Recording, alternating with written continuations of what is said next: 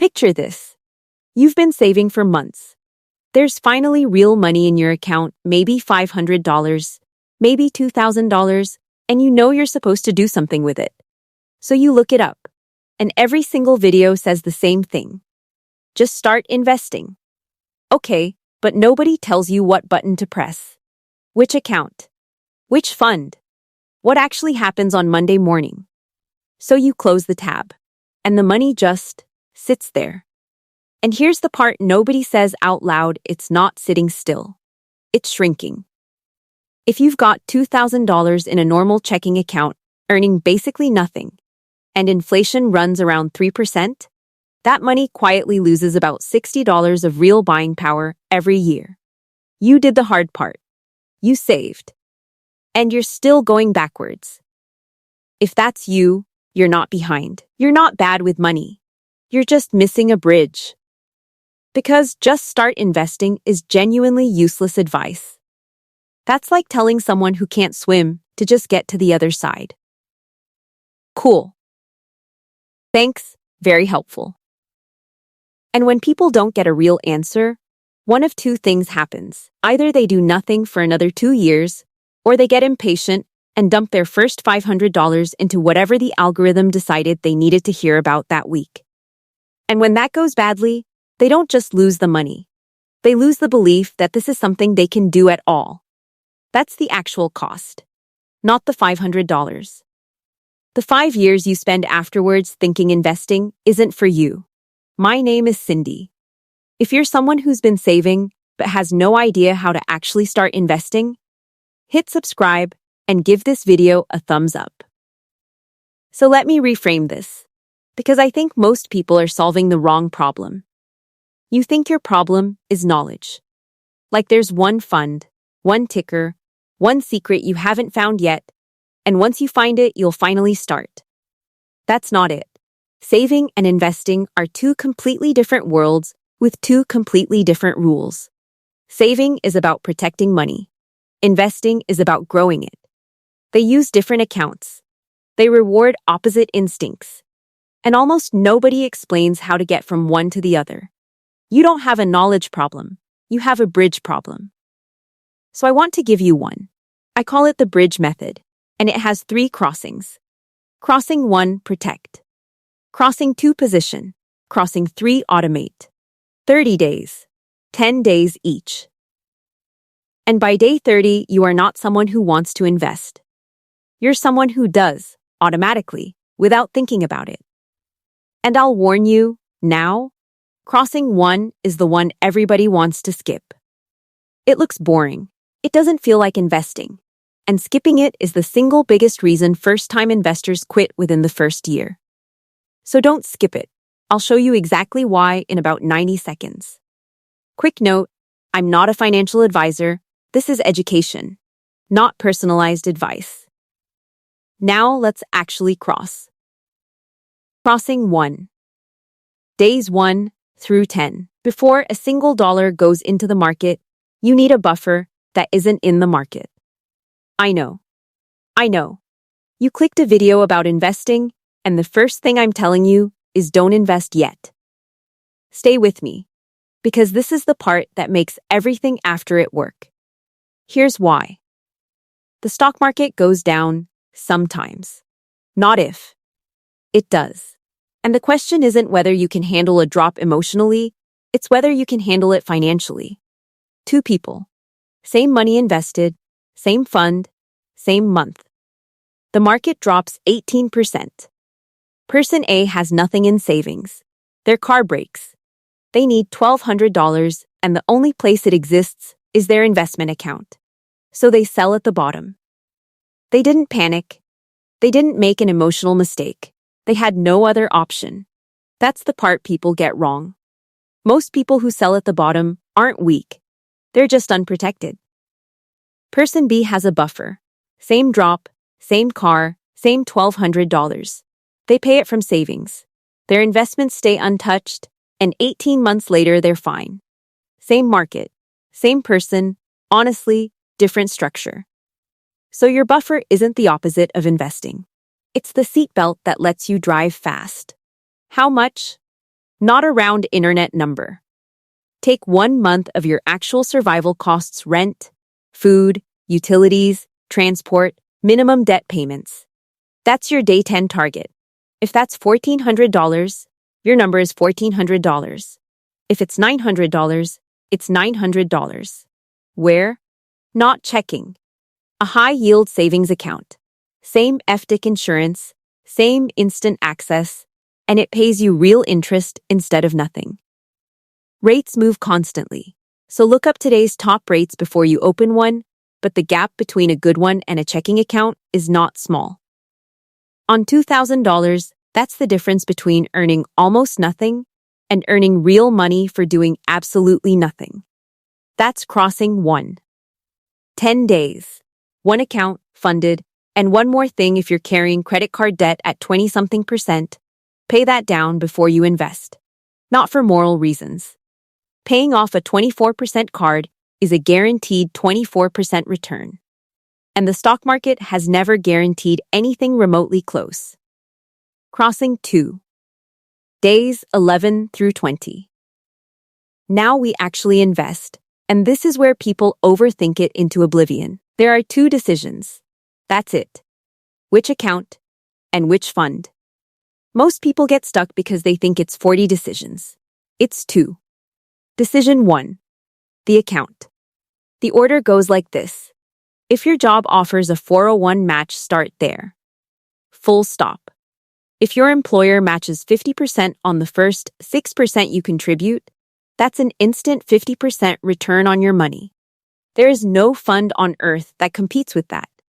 People leave this on the table every year because the enrollment page looks intimidating. It takes 11 minutes. If you don't have a match, or you've maxed it open a Roth IRA, you put in money you've already paid tax on, it grows, and you withdraw it in retirement tax-free. And here's the part that makes it perfect for a first-time investor. Your contributions, the money you put in, not the growth, can be pulled back out at any time. No tax, no penalty. So the what if I need it fear that stops people? Mostly handled. Then, after that, a regular taxable brokerage account. And I want to be blunt, because this is where the first $500 usually dies. Your first investment should not be an individual stock, not a meme coin, not the thing with a rocket emoji in the name. Not because it's morally wrong, because you're not investing at that point. You're gambling with extra steps. And professionals with Bloomberg terminals and entire research teams mostly fail to beat the plain market over long periods. You're not going to do it with a $500 trade on your lunch break, so buy the whole market instead. A broad, low-cost index fund. One of 3 shapes: an S&P 500 index fund, the 500 biggest U.S. companies. A total market index fund, basically everything. A target date fund, a pre-built portfolio that automatically gets more conservative as you approach retirement, which is honestly more self-discipline than most humans manage on their own. Any of the 3 is fine. Picking one is worth vastly more than picking the perfect one. And I don't want to leave this abstract, so let me just show you. This is a real account, not a mock-up. Here's the fund, here's the ticker, and here, this is the number almost nobody checks: the expense ratio. That's the annual fee, as a percentage. This one is 0.015%. On $1,000, that's 15 cents a year. Now watch what happens if I search an actively managed fund instead. 1.02%. That's $10.20. 68 times more expensive for a fund that statistically probably underperforms the cheap one.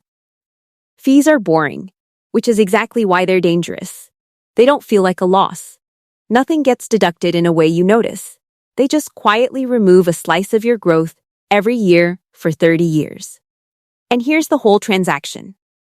Enter the dollar amount. Most major brokerages support fractional shares now, so you don't need enough for a full share. You can buy $100 of a fund whose share price is $600. Confirm, trade settles in a day. That's it. That's the thing you've been putting off for 8 months. It took 40 seconds. Crossing 3. Days 21 to 30. And this is the one that actually builds the money. Because your first $500 isn't going to change your life.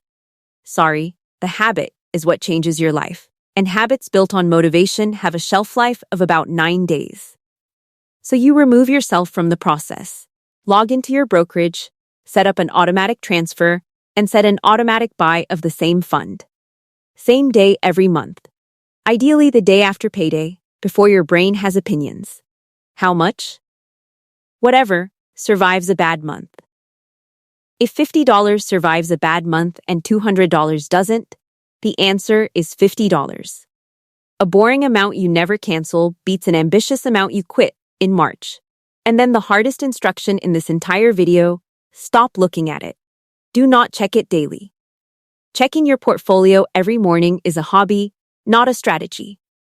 And all it does is give you 250 chances a year to do something stupid. Your brain will want to help. Your brain should not help. Here's what the boring version does. $500 to start, $100 a month. At a 7% average annual return over 30 years, that's about $117,000. You contributed around $36,500 of that. The rest is just time doing its job while you did nothing. Not because you were smart, because you were consistent, and because you didn't interrupt it. Now, okay, Cindy, but what if I invest and the market crashes next month? Genuinely fair. And the honest answer is, it might. I don't know. Nobody does, including everyone who says they do. But notice what crossing one already solved. If the market drops and your rent is covered by your buffer, a crash is a headline, not an emergency. You don't have to sell. And if you don't have to sell, a drop is just a temporarily lower number on a screen one you're now buying more shares at. Every month, automatically, the people destroyed by crashes are almost never the ones who invested at the wrong time. They're the ones who were forced to sell at the wrong time. That's a structure problem. And you just fixed it in crossing one. Here's the part I have to warn you about. Because it happens around day 40. Everything's set up. It's working. It's automatic. And it is incredibly boring. And your brain, which has now been marinating in finance content for 6 weeks, starts whispering, "This is too slow. I should be doing more. I should be picking something." That's when people blow it up. They stop the boring thing that works to chase an exciting thing that doesn't. So make yourself a rule now, on day 1, before the temptation arrives. The bridge money is boring money. It isn't opportunity money. It isn't I saw a chart money. It's the foundation. And you don't dig up a foundation because the couch looked nice. If you eventually want to gamble a little, fine. Honestly, cap it at 5% and never touch the other 95%. But that's a year 2 conversation. It is not this month. So here's the whole thing on one screen. Days 1 to 10 protect. Open a high-yield savings account. Fund 1 month of survival expenses. Kill high-interest debt. Days 11 to 20 position. 401 match first if you have one. Then a Roth IRA. Pick one broad low-cost index fund. Check the expense ratio. Buy, days 21 to 30 automate. Set a recurring transfer and a recurring buy. Pick an amount that survives a bad month. Then close the app. That's 30 days. And notice what's not on this list. No stock picking. No timing the market. No perfect entry point. No spreadsheet. No genius required. And, look, I want to tell you what actually changes. Because it isn't the balance. 30 days in, the number will be small. It'll be almost insulting. But something else moved. Before the bridge, money was something that happened to you. After the bridge, it's something you direct. Before the bridge, a market headline was scary. After, it's background noise. Before the bridge, you were waiting to feel ready. After, you understand nobody ever feels ready, they just cross. Before the bridge, you were someone who wanted to invest. After, you're someone who does every single month, whether you're motivated that day or not. That's the real thing. Most people never cross not because they can't, but because they keep waiting for a perfect version of this that doesn't exist. You don't need to be smart. You don't need to be rich. You don't need to be early. You just need to be on the other side. If this made investing feel less confusing, hit subscribe and give it a thumbs up. It genuinely helps this channel reach people who are stuck at the same spot you were 10 minutes ago. And comment day 1, I want to see how many of you actually start. Because next week, I'm covering the thing this video depends on, and nobody explains properly. Exactly where your emergency fund should live. And why most people's savings is quietly losing money right now. I'll see you there.